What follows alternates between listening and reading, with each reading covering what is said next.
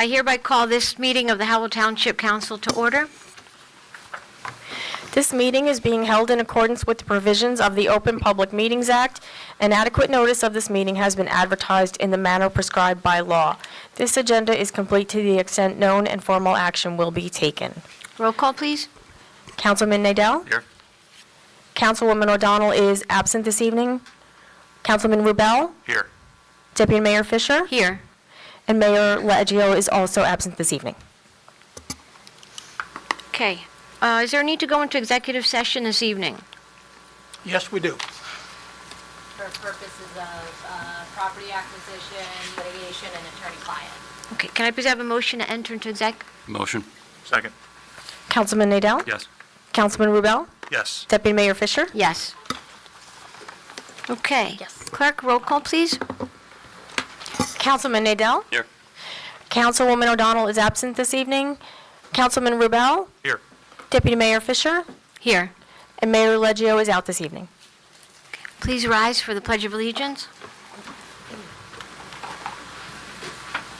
I pledge allegiance to the flag of the United States of America and to the republic for which it stands, one nation, under God, indivisible, with liberty and justice for all. I'd ask to please remain standing. We'd like to take a moment of silence to honor Howell's own Sean Acker. He passed away last week. He served our country in the Air Force and then continued serving for 20 years in the New Jersey State Police. He was a loving husband, father, and son, and lifelong resident of Howell.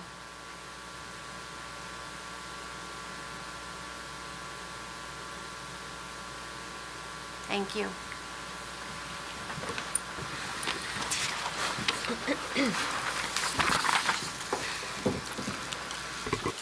We have a proclamation this evening, which will be read by Councilman Nadell.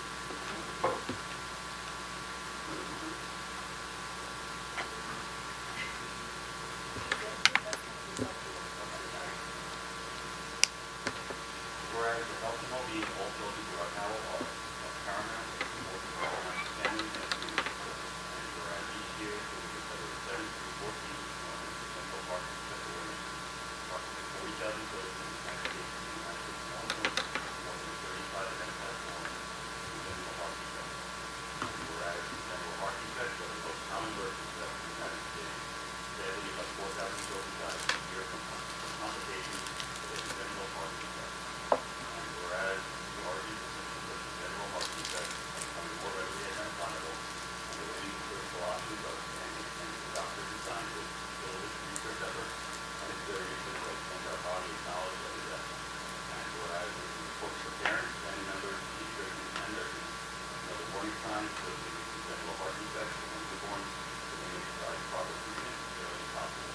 And whereas many of our community families are directly affected by this powerful illness, both by congenital heart defects, we applaud the efforts of doctors and scientists everywhere who are diligently to improve their quality of life. Now, therefore, the governing body of the Township of Howell does hereby encourage all residents to increase their awareness of congenital heart defects or research for potential alternatives.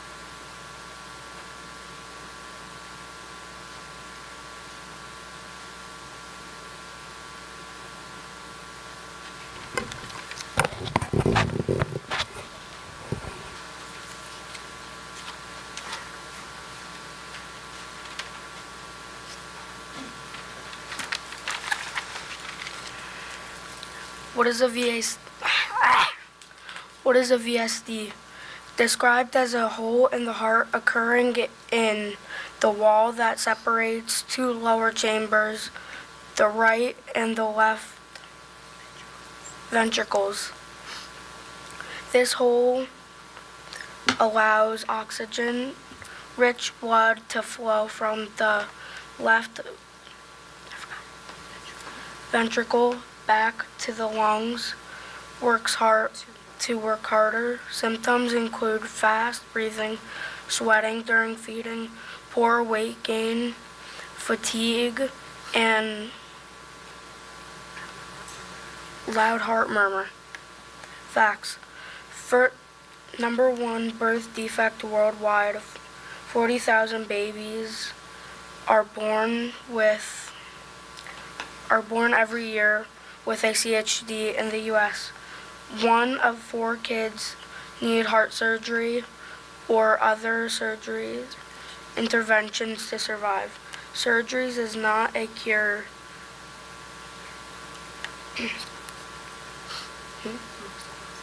Most causes are unknown and 15 to 20% are related to known genetic factors.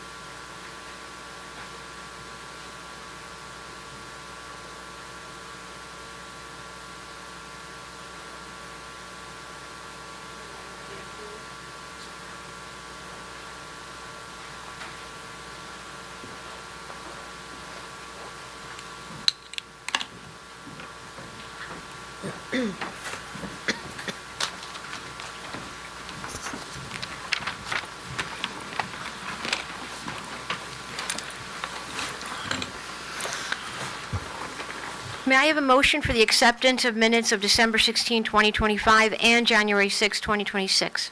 Motion? Second. Councilman Nadell? Yes. Councilman Rubel? Yes. Deputy Mayor Fisher? Yes.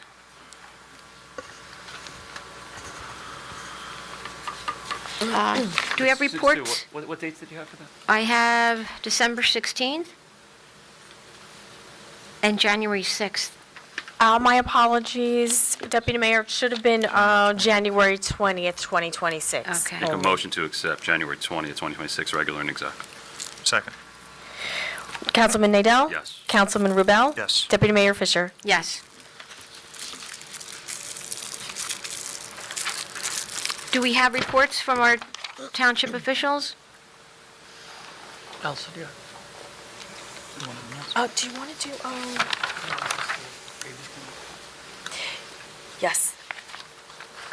The clerk's office would like to announce that the free rabies vaccination clinic will take place on Saturday, February 28th at the Public Works Garage, 278 Old Tavern Road, and it's from 9 a.m. till 12:30. If you can bring proof of your most recent rabies vaccination, the vet will do a 3-year shot. Otherwise, they will do a 1-year. Thank you. I have nothing to add.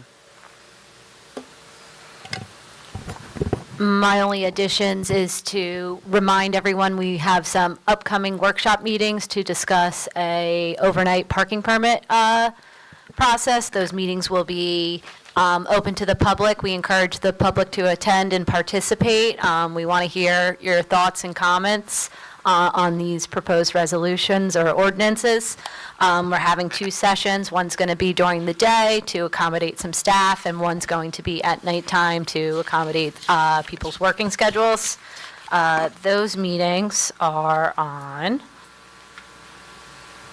1 week from now, the 17th at 1 p.m., and the other one is March 3rd at night at 7 p.m. 7 p.m. Notices will be posted online as well. Thank you. I'd like to now open the floor for the hearing of citizens and public comments. Clerk?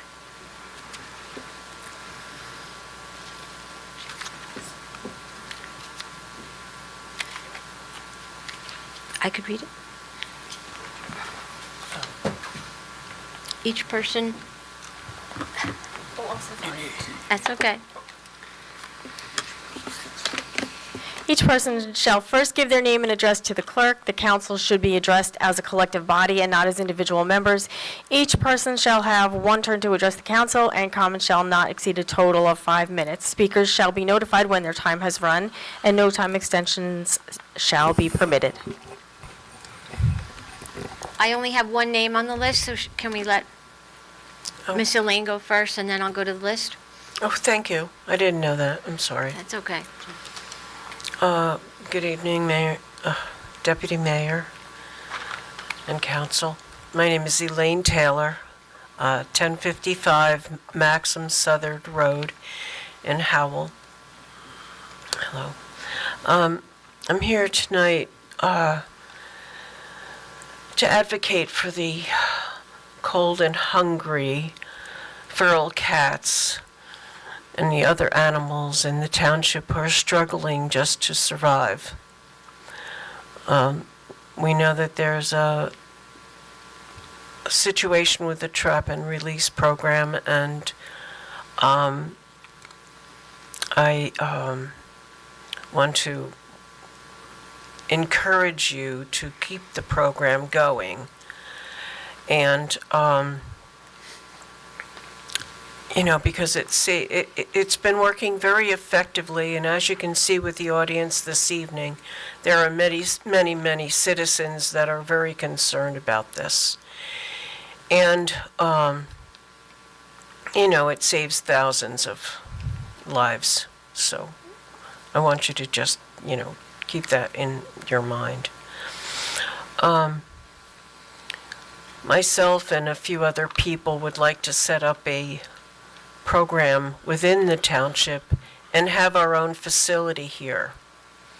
And we are hoping that you would consider, I know that you may have buildings that are unoccupied and heated and not being used for anything else, but if we could have a place where we could help these animals while they're in transition, and maybe some animals that we can help to foster or whatever, it would be greatly appreciated.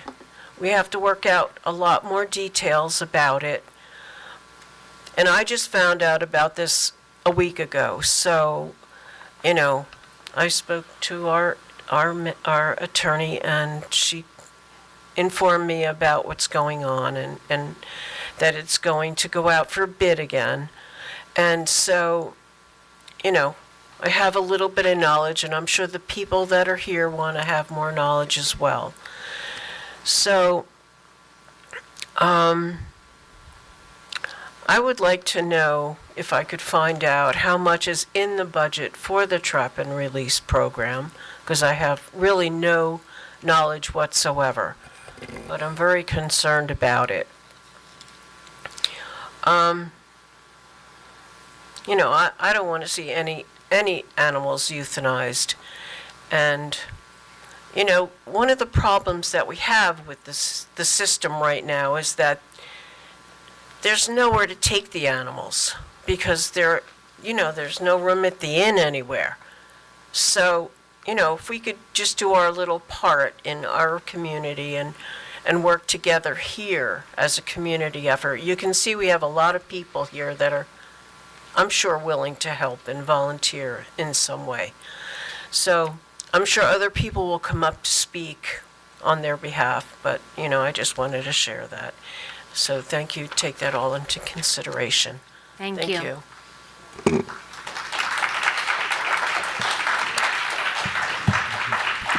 Before we go to the next comment, I know we don't typically do this. I just want to say something because I think it'll help some people in the room just for knowledge perspective.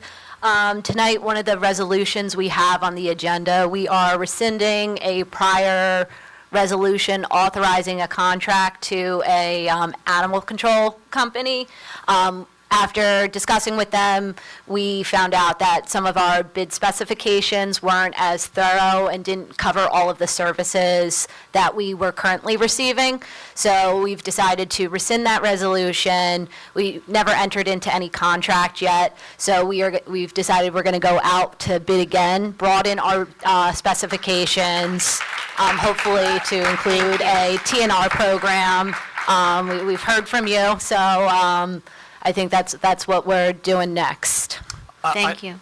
I just like to add that I've had extensive experience in the past with TNR programs. They're very valuable, and it's our commitment, my commitment, that whatever direction we move in forward with, is we will include as good a TNR program as we're running now, if not better. So that's something that's very important for the community to understand. What we've been going through was more of a process that we're required to go through, but it was never intention to disrupt our current services, only to enhance them. So look forward to working with the community to make sure that happens. Thank you.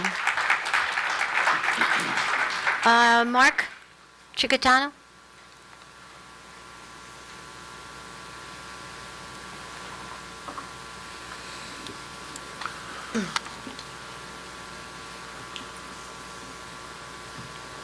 Good evening, everybody. Tonight, I wanted to come here and talk about something positive rather than usually when I come up, I talk about something negative. I wanted to talk a little bit about the Howell Township Police Department. Years ago in 1983, I became a New Jersey State Conservation Officer with the Division of Fish and Wildlife under DEP. For those of you in the room that aren't familiar, it's just a fancy title for a game warden. And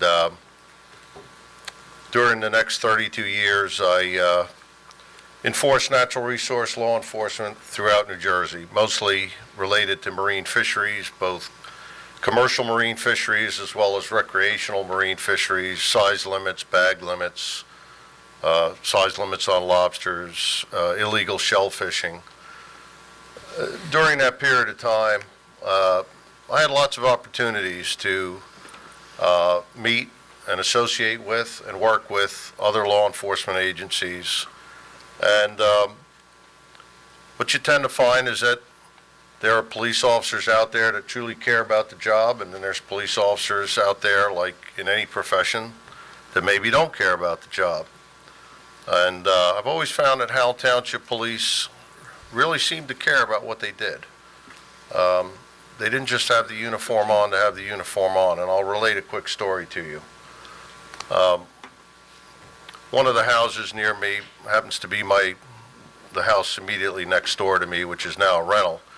Used to be a private ownership. And the gentleman that lived there was a self-proclaimed bipolar, schizophrenic alcoholic. And I actually became friends with him, and he seemed like a pretty nice guy. He was actually friendlier when he was drunk rather than when he was sober. And he used to celebrate coming back from AA by filling his blender with strawberry yogurt, and then the remaining room was filled with vodka, and he would make a vodka smoothie, and he thought that was the greatest thing in the world to celebrate coming home. Anyway, we became somewhat friendly until one night he decided to come at me with a 8-inch butcher knife. And essentially, I was fortunate enough when I was outside that I was able to get into my house and lock my door, at which point he came up to the door and cut his wrists. Obviously, I called the Howell Township Police Department. They came there quickly and were able to get him disarmed, even though they probably could have used deadly force under the circumstances. But they got him disarmed, and then they treated him with compassion, kindness, got him the help that he needed, at least for the short term. He never fully recovered. But since that time, I've dealt with Howell Township Police on a number of other issues, from illegal dumping, traffic complaints, problems with rentals, whatever they might be. And over the years, I get the impression that they truly care about what they're doing for the community. You've heard it before, I'm sure, that law enforcement is a thankless job. It was thankless when I was involved in it, and now it's really thankless. And the reality of it is that when police are dealing with somebody, typically it's a negative experience. Somebody's either done something wrong, or they've been in an accident, or there's some kind of a problem, and it just seems to come with the territory. But as far as I'm concerned, of the different departments I've dealt with, I think we're lucky in this town to have a police department that is dependable, and I believe really cares about what their mission is and about the people in the town. Thank you for the opportunity to be heard. Thank you.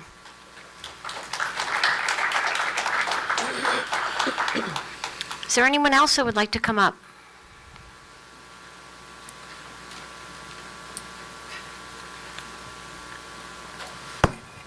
Good evening. My name is Freddie Sordo, 25 High Ridge Road. I come here tonight as a parent who's interested in knowing the status of the Echo Lake Park project. My family, and I'm sure other families in the neighborhood, were excited about the original announcement to take advantage of the funding made available through Jake's Law, but we haven't received an update in months. I emailed the township asking for an update in early January and have yet to receive an update on it. So I'm here in person to hopefully get some clarity, or be promised some clarity. So I guess to make it simple, I'm asking two questions. Is the project still on track? And when can we as a community expect to see work begin at the park? We all really want to see this for our kids, so I look forward to an update. Thank you. Thank you.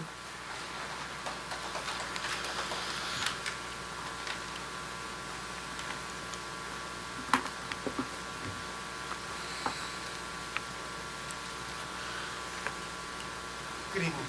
Thank you very much for having me. I'm Robert Frederick Galante of Freehold Borough, and for the past several years, I've been involved in Freehold Borough's TNR program. I've been associated with Mayor Kane and some other borough officials that have legislated and implemented a public TNR program, and I urge you to have this restored in how TNVR, trap, neuter, vaccinate, and return, is really the most enlightened public policy. And I know that's what you're dedicated to. We want facts and science and data-driven solutions. We don't want to go left. We don't want to go right. We want to go forward. And TNVR is the very best solution to an intractable problem. The problem of stray cats and feral cats is intractable. There's going to be a downside to everything, anything you do. I find that feeding bans, there are municipalities that ban feeding on the logic that if citizens don't feed feral cats, the cats will determine there's no food there and will go elsewhere. That doesn't work. People like us will feed them underground. If it's against the law and you get a ticket for it, it just drives it after dark on underground. It doesn't solve the problem. So doing nothing doesn't solve the problem. It means that you have animals jumping in and out of dumpsters behind restaurants and convenience stores and any place that there's dumpsters. So we find that a TNR program, and again, Mayor Kane and other officials that I've worked with for the past several years, that if a TNR program is implemented, a feral cat lives about 3 to 5 years without a stable diet and medical care. And so what we try to do is bring the birth rate of kittens below the rate of natural attrition. And then within 3 to 5 years, you can have no feral cats. We're not for feral cats. We don't want to manage colonies of cute little kitties. We want none to exist as a matter of public policy. So Freehold is renewing its TNR program. And so that is proof, it speaks for itself. So we believe that in an intractable problem with a downside to nearly everything, TNVR, you remove a vector of disease transmission too, when animals are vaccinated. Oh, and I did want to say also that in the Atlantic Monthly, about a year and a half ago, is an article where there are science companies that are working on a one-shot injection where an animal can be trapped and simply darted right then and there and released, and it will be sexually neutralized right then and there. We don't have to surgery them, we don't have to hold them, we don't have to rehab them, take them back and forth to a vet. So science is going to solve this in just a couple of years. But until then, I just believe that TNVR is the most sensible public policy. Thank you for having me. I hope I didn't speak too long. Thank you. Thank you.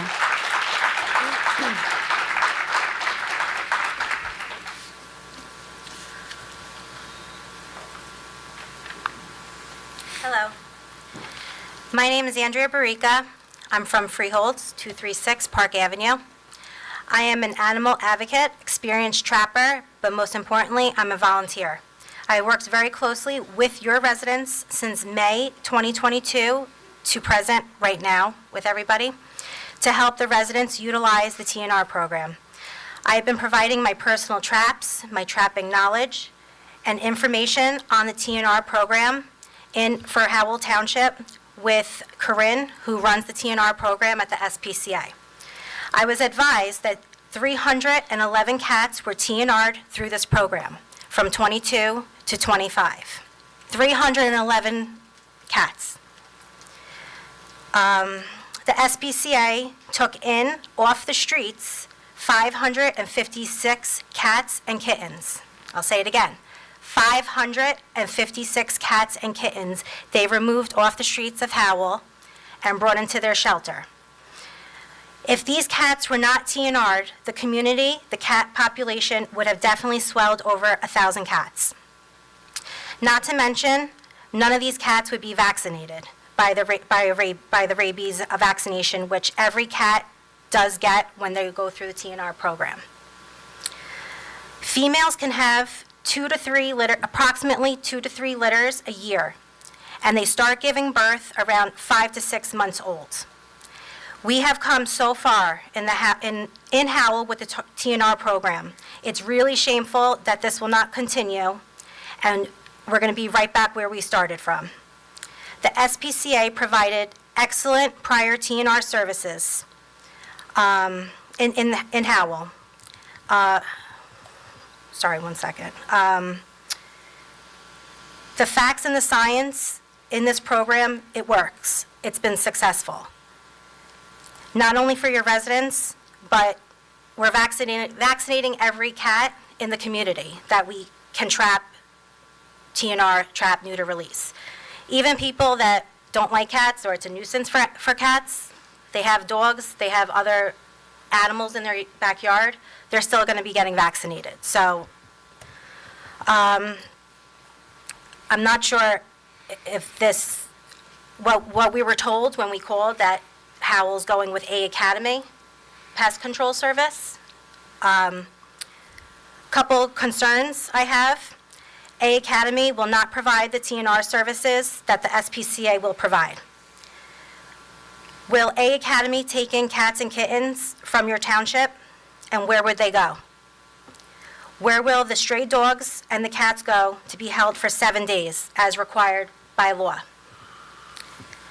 Will injured domestic animals be taken to a veterinarian to be examined before euthanasia? What will happen to the abandoned cats? Does A Academy have a microchip scanner? Because every friendly animal that the SPCA picks up that's called by a resident, they immediately scan them for a microchip to see if it's someone's pet. They could be looking for the animal. Also, not only are we dealing with cats here, Howell has a huge farmland. We have horses, we have pigs, there's cattle, goats, sheep, lambs. Will A Academy Pest Control Service also do all those kind of animals? SPCA, they provide a 24 hours assistance. By law, they have to pick up any injured or sick animals. Does A Academy provide 24-hour service? Did Howell look into any of this? The staffing at A Academy, nowhere near the amount of animal control officers that the SPCA provides. Not only that, but even if you go past A Academy, how many vehicles do they have? Each vehicle equipped with traps, transfers, nets? They're not.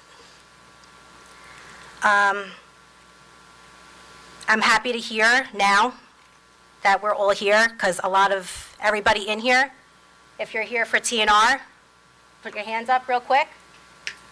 These are all the people we helped, especially Jamie right here.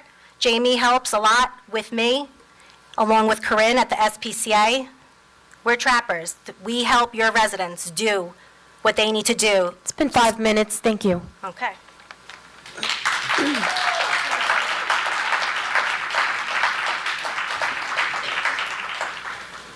Jamie Ellers, 105 Vienna Road. I just want to emphasize what Andrea said. TNR and Monmouth County SPCA did fix 311 cats. If you divide that by 2, that's 150 females.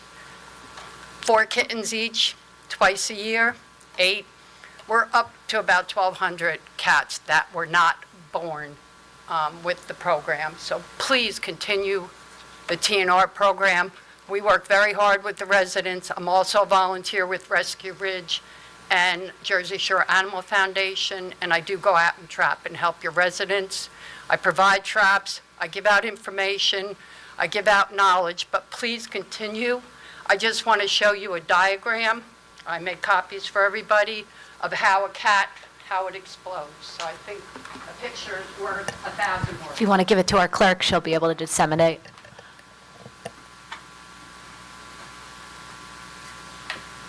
And thank you very much.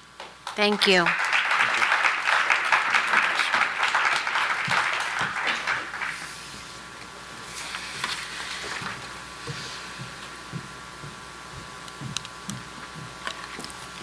Good evening. My name is Brian. I'm the Executive Director of Garden State Animal Rescue. And in 2018, I was actually the original developer of your TNR program when I was with another organization. Information has come to me over the last couple hours in regards to the direction that the town is looking to go.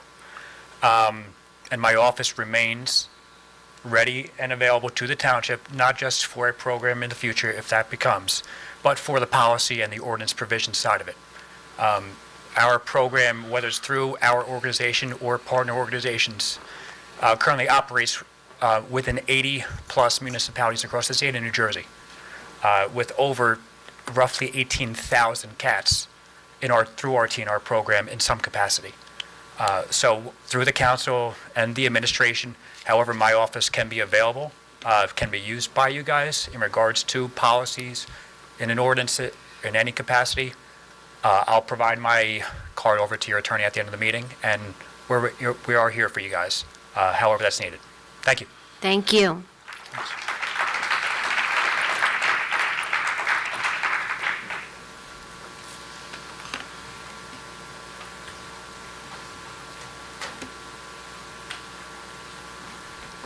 Sheila Hatami. As you know, my parents have a number of properties on Yellowbrook Road.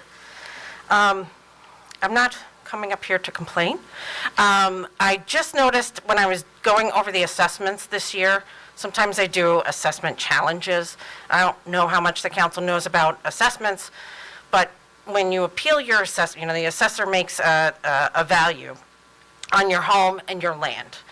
And you can appeal before the tax court in Monmouth County. You can look at the market value. Monmouth County does it every year. Some counties like Ocean do it once every 10 years.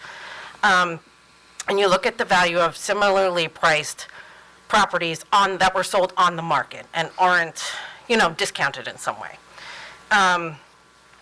You can challenge the market value essentially based on the value of the structure on the home. You can't challenge underlying land values. In other words, you can't bring to the tax court, oh, this other property is vacant, but it's selling at X. They won't consider that. It has to be a similarly developed property And you can't say, my neighbor's assessed at whatever it is, why isn't my assessment the same thing as his? Can't do that.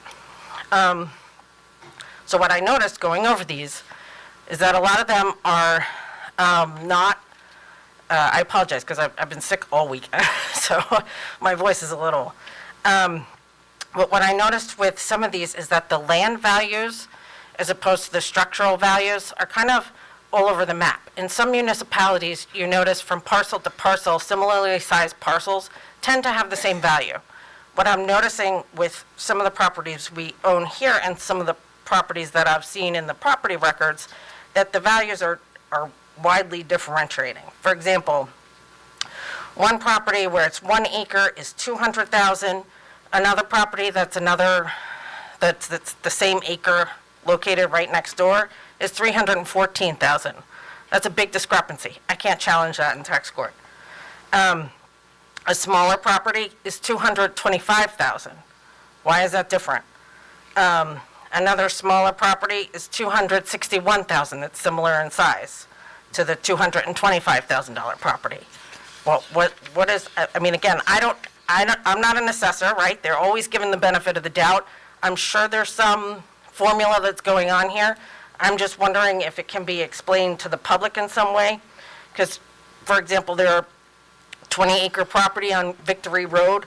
The whole property itself is valued at $264,000. That's not 1 acre. That's the whole property, the whole 20 acres.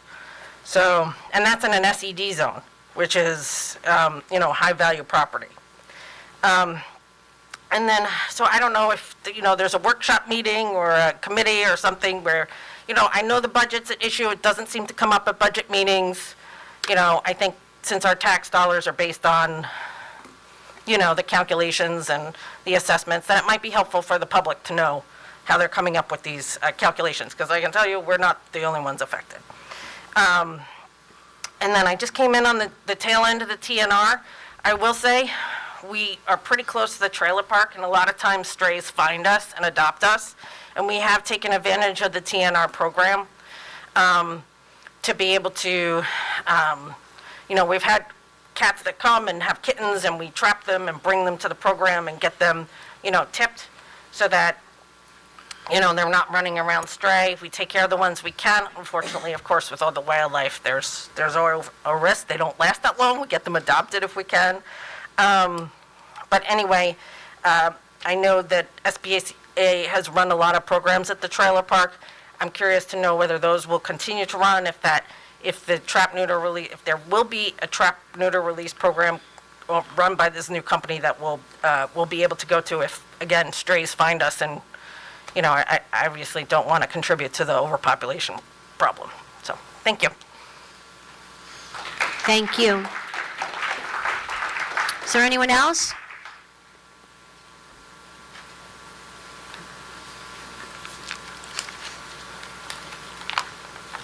Hello, my name's Catherine Zabady. I'm a resident of 12 Lilac Place, Howell, New Jersey, and I came to speak against Ordinance 26-02. I only found out this evening that you guys are holding public workshops. One of the issues, I think, is you guys need to have a better way to disseminate information to your public. I feel most of the information is relied on being disseminated through public-supported social media pages, and there should be a township way to disseminate this information. I have a number of issues, and I was wondering if there's been any type of financial assessment this ordinance will have on our town, both in terms of the administrative costs to administer the program, the start-off costs of creating these tags for overnight parking, as well as the costs associated with administering the program by having someone to enforce the ordinance. I was wondering if there's been any financial assessment, and if there has been, can that be released to the public? And if there has not been a financial assessment, why not? Because this is going to affect our budget, whether it's the 2026 budget or the 2027 budget. This is going to have to be a budget line item, and we should know what this is going to cost our town. So In summary, I just was speaking out against this ordinance, 26-2. On your agenda, you had an ordinance listed 26-06 for on and off street parking. The link to access this ordinance is not working on the agenda, so I could not review that ordinance. And I did not find it anywhere else on your township page. So that ordinance 26-06 is not available for public review right now, and I don't know how that relates to ordinance 26-02. So, thank you. Thank you.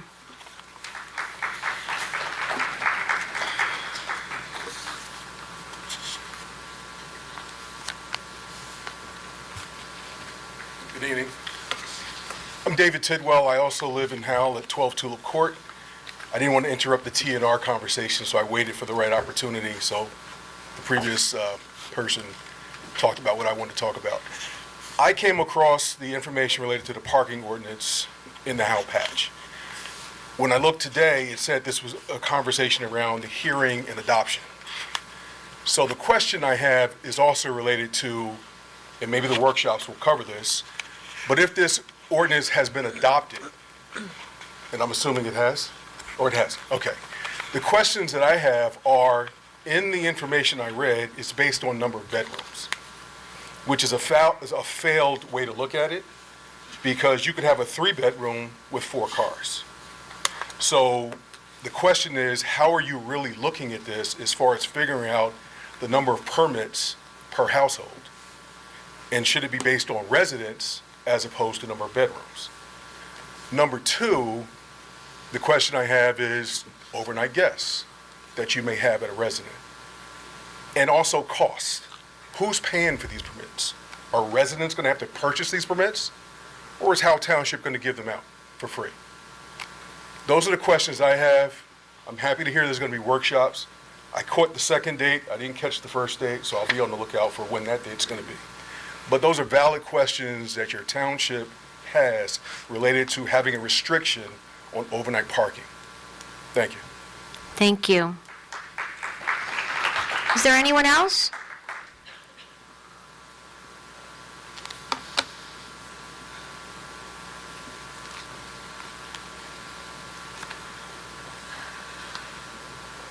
Good evening, Paula Samarel, Heritage Point. I just wanted to speak and show that I'm in favor of the overnight parking ordinance. I think it's great that we're going to have some discussion groups, because there are some people that are for it and some people that are against it. I know that for the people that live in my neighborhood, we are for it because there can be as many as 30 to 40 cars parked around our homes overnight from Friday night to Saturday night, and it causes a problem. We just had a major snowstorm. If these cars were parked on the road, there would have been a problem for the plows to get through. And there were some cars that were parked and did not move, despite the fact that we got calls, from the township saying, move your cars. I think if you don't live in a neighborhood where this is a very prominent action, where we have all of these cars parked in front of your house, obstructing, emergency vehicles, ambulances can't park in front of the house of the person that they're trying to help, because there's cars parked in front of the house. Private properties being damaged. I had my mailbox knocked down several times. My neighbor across the street, 3 times he had his mailbox knocked down. So I think if you don't live in a community like where I live, you have no idea what kind of problem this is causing. So that's all I wanted to say. And thank you for having the discussion, because I think it's going to be a good one. Thank you. Thank you.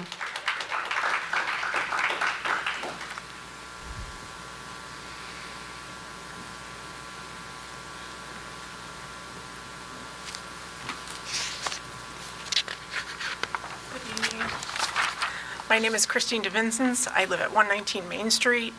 Sorry, I'm not a good public speaker. I have an issue going on across the street from my home. I live in a main street, and we have a junkyard across the street. I've reached out to code enforcement twice, tried to settle this with the neighbors, and to no avail. and I was wondering what I do at this point about it. There's a lot of safety issues on this property. There's abandoned vehicles all over. Tire fires are set, diesel fuel with sawdust everywhere. There is no ingress, egress, vehicles just abandoned without plates, which means it's junk. And I pay a lot of money in taxes, and I shouldn't have to look at this. It's Main Street, and I'm wondering if the council could help me out on this issue. What do I do? So we'll answer questions at the end. I didn't catch your name, though. Christine DeVincent's. Thank you. All right, 119 Main Street. Thank you. Is there anyone else?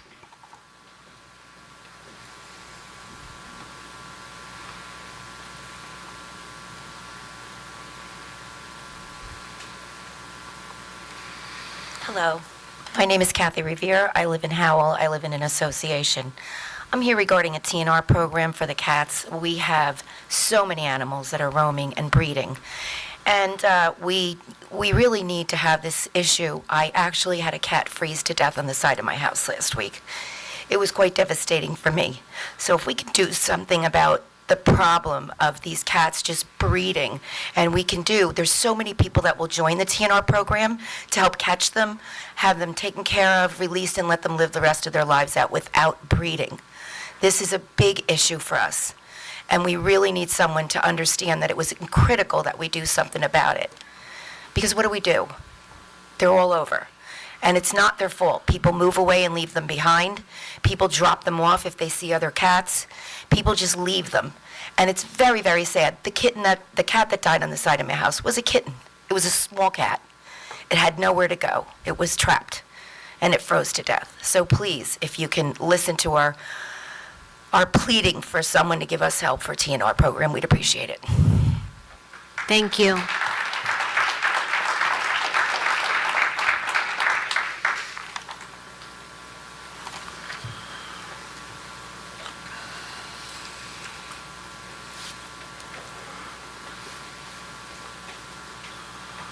Good evening, Betty Velez Gimbel. I just wanted to thank you for the pledge to continue the TNR program and to actually enhance it. I also heard you say that it went back out to bid. I have a question regarding utilizing local veterinarians through a professional service agreement. I'm not sure if that's possible. If we're supporting the local veterinarians, it sure would make it easier for residents who would volunteer to trap and bring to the nearest veterinarian that would be on contract with the township. The residents, it's definitely an issue. We all know this. It's all over Facebook. And those of us who own farms, a lot of times they're dropped off at our place. And it's, very costly. But if we had the involvement of local veterinarians, I can go within 2 miles, 3 miles, and handle the situation humanely and help out. And also, it would support the local veterinarians and keep the municipal funds within the local economy. And it would build long-term relationships with the professionals who understand the specific needs of our community. So I'm just wondering if it is possible for our township to prioritize and formally include local veterinarian participation as part of the current or future TNR program. I would also like to thank council for the upcoming workshops regarding parking. It's important for the community to be able to come together and collaborate and talk about our own special needs regarding what area in Howell we do reside. So I appreciate that rather than just shoving a policy down everybody's throat. So I really appreciate the collaboration that's coming. Thank you. Thank you, Betty. Is there anyone else? Okay. Yes, one more?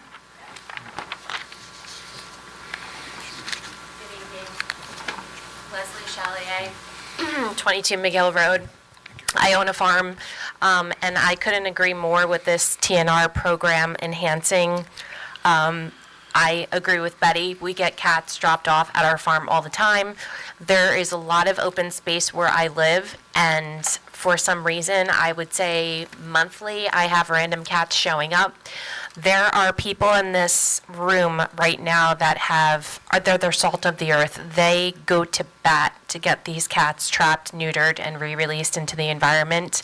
It is thankless. In this cold temperature, I mean, you could literally call one of these folks and say, "Hey, I need someone to trap this cat and keep it until it could get neutered," and they will do it, no questions asked. So please, invest in enhancing the program, and look to the people in the town. If you hold a meeting about this, you will have these folks show up and talk to you and educate you, because I have a feeling, most people don't know about the trap and neuter program, and I think it would be good, like you're doing with this parking permit, hold a workshop to educate yourselves about, keeping the population down. Thank you. Thank you.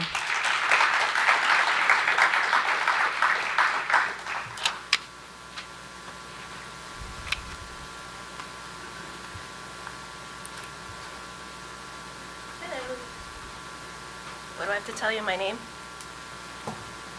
You don't have to if you don't want to. My name is Jane Mazik. I also live in Howell.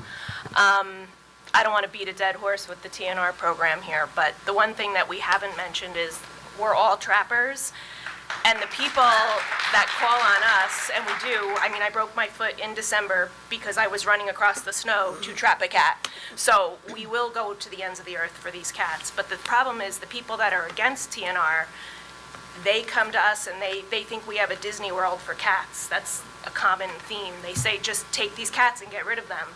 So if that township does not have a program that backs us as trappers, we don't have a leg to stand on then. We're not able to go and do our job. We're not able to trap these cats, get them vaccinated, and release them because the people don't want them back. So our response to them is, oh, the town is a TNR town. That's our response. You have to take the cats back. They live here. Doesn't matter if you want them in your backyard. This is where they live. So we need the program here in Howell in order to support what we're doing. It's a passion that we're doing, and we're doing the town a favor, and we need the town to help us out and do us a favor by keeping the program.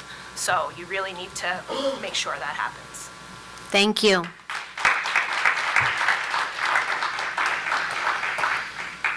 Okay. May I have a motion to close public comment? Motion to close. Second. All in favor? Aye. Okay. We ready to answer some of the questions? Absolutely. Thank you. I'll just reiterate on the TNR program. As I said from the beginning, it was never the intention, and never was the TNR program going to be eliminated. Again, we're going out for requests for proposals for a program. We're going to redefine what we were doing, and to the extent that we can find ways to enhance it, we will do that. And we're certainly open to having conversations with the community about how the program is working today and what improvements perhaps that we can make with that. So we're certainly open to that. I can't tonight tell you what we can and can't do, but we're certainly open to the discussion. We understand the importance of this to the community. In reference to, so that there was a lot of discussion about TNR. That's my answer to all of it, is that we just look forward to working with the community to make this program as good, if not better, moving forward. In reference to the questions about assessments, property assessments, I think what was indicated or what was spoken here tonight is pretty accurate in terms of how the process works. Certainly, if people have questions about that, certainly can speak to the assessor's office, and we'll look at what we can present during the budget process to make that more understandable. Questions about ordinances, the 2602 ordinance, again, has not been adopted, and that this part of the discussion of the workshops coming up. Tonight, the 26-06 to be introduced. To the extent that it's not available on the website, it will be, I assume, tomorrow. Or It was on there late in the afternoon. okay, so it I'm going was. to check right now to see, make sure, but Okay. it was there. It was there. Okay, so should be there now. If not, it certainly will be tomorrow. Mr. Vincent, if I could see you after the meeting, maybe we can talk about how we can resolve your issue, your code issue. And The Echo Lake project? I'm getting to that. On the Echo Lake project, that project is viable, is moving forward. Right now, we're at the DEP. Anybody that knows anything about the NJDEP means that it's hurry up and wait. We're waiting for a delineation of wetlands there and where the buffer needs to be. Once we get that delineation back and that determination back from the DEP, which I'd like to tell you that we hope that will be in a matter of weeks, not months, but I can't certify that. But then we'll be able to move forward with the project. So, it is definitely still more than viable. It's a project we're doing, and we're just going through the process. Have we posted the dates for the workshops, the February 17th and March 3rd on our website? They're there. Okay, great. So I'll just go off of that because it seemed like there was a little bit of a misunderstanding on how an ordinance is adopted and passed. So just for transparency and so everybody understands, an ordinance takes 2 meetings to be fully adopted. On the first meeting, it's introduced, and then it can be introduced, and then there's a time period where a waiting time period before it comes back to the council, and then it has to be voted on again before it is adopted. For the permit parking ordinance, if there is any substantial changes or modifications to that ordinance, so if comments come out of this workshop where council feels that the ordinance that we've already introduced needs to be modified, at that point in time, if there is a modification, it would have to be reintroduced and adopted. So depending on what comes out of this workshop meeting will depend the next steps on what happens to that ordinance. So just want to make clear that an ordinance isn't fully adopted after the first reading. It has 2 readings before it becomes law. As far as ordinance that's in line for introduction tonight, it's ordinance 2606 regarding some on and off-street parking regulations. There were comments that it wasn't available online, just so people know what that one is about. That ordinance was modified to give the township stricter regulations to control parking on municipal property, so your municipal parking lots, your parks.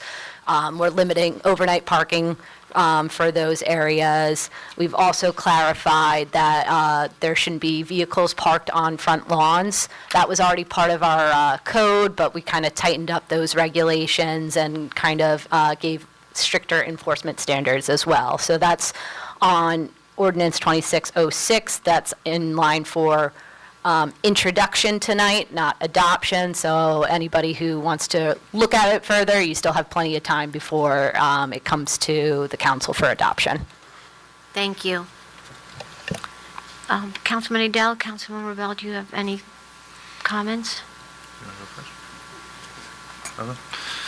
Good? No, I just want a couple things. Again, I just want to reiterate, I want to thank our professionals for drilling deeper into the bid specs and identifying that the TNR provisions were not in there and that we're re-releasing the bid so that we're providing equal to or greater than services.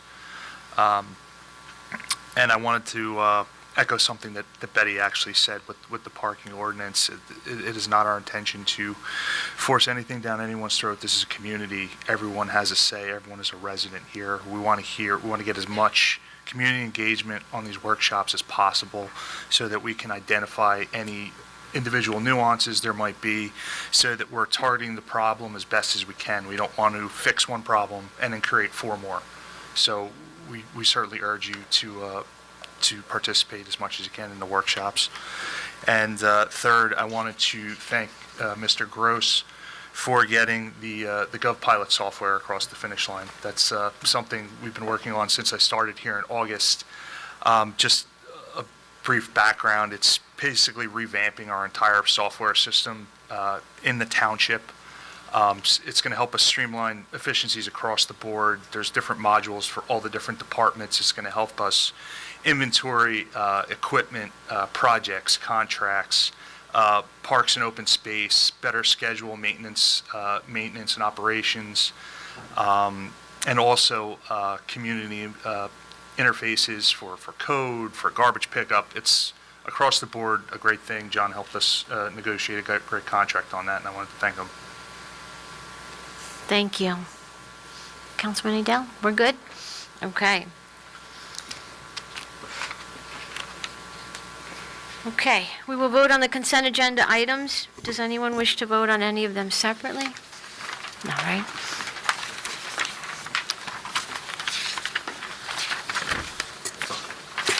Okay, may I have a motion to approve the consent agenda consisting of resolutions 26-82 through 26-101? Motion to approve. May I have a second? Councilman Nadell? Yes. Councilman Rubel? Yes. Deputy Mayor Fisher? Yes. Okay, unfinished business, public hearing, adoption of ordinances. Ordinance 26-01, an ordinance of the Township of Howell clarifying and amending penalty provisions of the Township Code in accordance with NJSA 40:49-5. Motion, Would you like to open the public hearing? We need a motion? You can just open it. Open to public?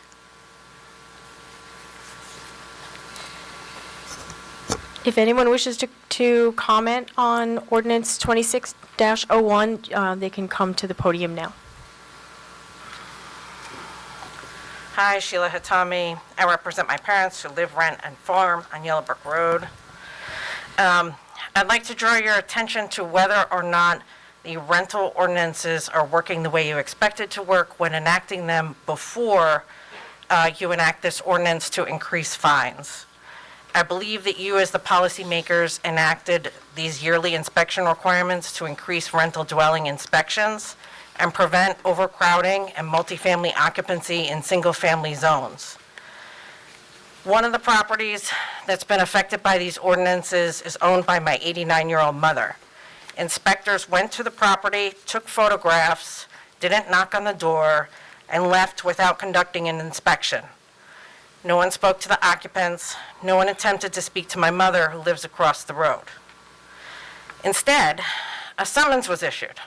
Now, these summons comes with hefty fines, $1,000, or in some cases more. My mother first learned about it when she received a notice about the change in court date. After I appeared in court on that, a second summons was issued, also with over $1,000 worth of fines. When I obtained a discovery, it became clear that the township had emailed my mother at a very old address. She doesn't check anymore, she doesn't do email anymore, that was not submitted with the annual registration. So despite a yearly submission process with new information, and despite physically being at the property, no inspection was conducted, and there was no meaningful opportunity for her to cure any alleged deficiencies before she had to go to court to face thousands of dollars worth of fines. This is a property with long-term tenants known to the township. In this case, no one complained to code enforcement about a problem. This was open and honest occupation. The township knows it's a rental because we file the registration every year. Section 178-4 of the Township Code authorizes enforcement officials to enter and examine dwellings at reasonable hours, including when an inspection is requested by the owner or occupant. I don't see a requirement anywhere in the ordinances that inspections be deferred pending paperwork or action by another agency. If inspectors are already on site, inspection should occur. I hear sometimes complaints from the dais about the Democratic lawmakers in Trenton. Well, those Democratic inspectors have the same ordinances, and they do not wait to come and inspect. They don't have any condition precedences. They come, they inspect, they let you know what the results of the inspection are. They talk to you during the inspection, they let you know what needs to be fixed, either within 24 hours, 7 days, or 30 days, depending on the condition.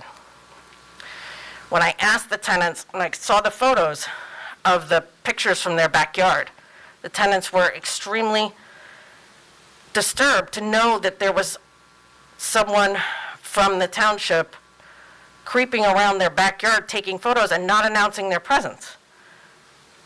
I've heard things from the council about constitutional rights being affected with some of the residents' proposals regarding the rental properties, but it seems to me that might be some kind of trespass if you're going into people's backyards and not letting them know that you're there.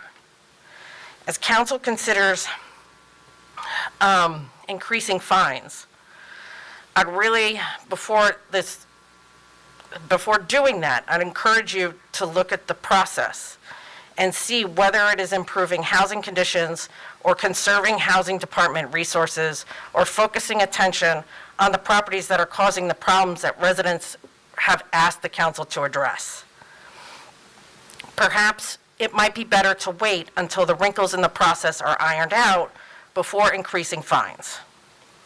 It might be helpful to know how implementation is playing out in real time to know whether fines actually need to be increased or are just intended to supplement the budget.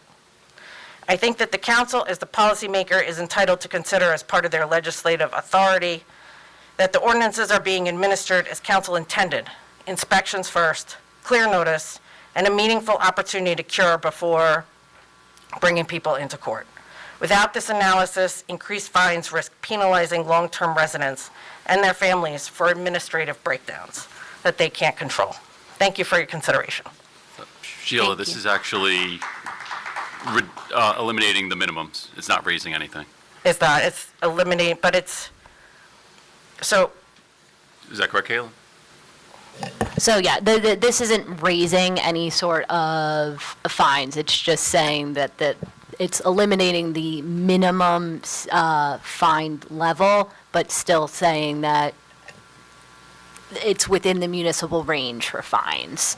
So most fines can be anywhere between $100 all the way up to $2,000 for an ordinance violation. Before they establish a minimum fine of $1,000, this ordinance removes that minimum fine, so it can be anywhere within that ordinance range, or that municipal range from $100 to $2,000. Okay, because and it'll be up to the discretion of the judge typically when it comes down to that. Okay, that sounds better. Because when I looked at the comparative ordinance, the overarching municipal one, it seemed, I saw the $2,000 and I was like, oh, that's an increase from. Yeah, if you were looking at it, it's probably just the range. So that's as high as we can go is 2,000. So it's just the generic municipal standard for ordinance violations. We're kind of modifying it to match the general standard. Okay, fair enough. But I'm still glad I brought this to your attention because you know I like to focus on process. Thank you, Caitlin. I appreciate it. Thank you.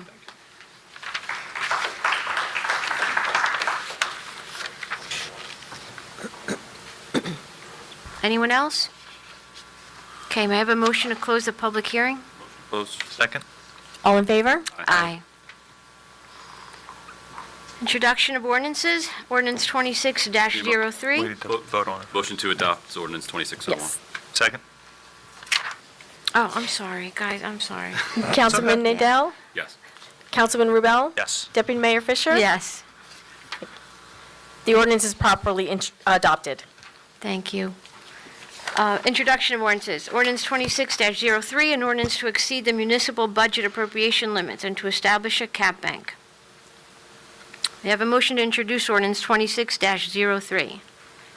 Motion to introduce. Second. Councilman Nadell? Yes. Councilman Rubel? Yes. Deputy Mayor Fisher? Yes.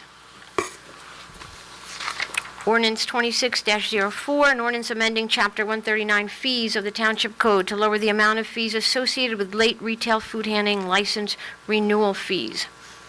Motion to introduce. Second. Councilman Nadell? Councilman Rubel? Yes. Deputy Mayor Fisher? Yes. Ordinance 26-05, an ordinance authorizing the tax collector to cancel any and all taxes for the tax years 2024 and 2025 due on Block 138.01, Lot 26.03, owned by Affinity Partners Network Services Incorporated pursuant to and in accordance with NJSA 54:4-3.6C. Motion to introduce. Councilman Nadell? Councilman Rubel? Yes. Deputy Mayor Fisher? Yes.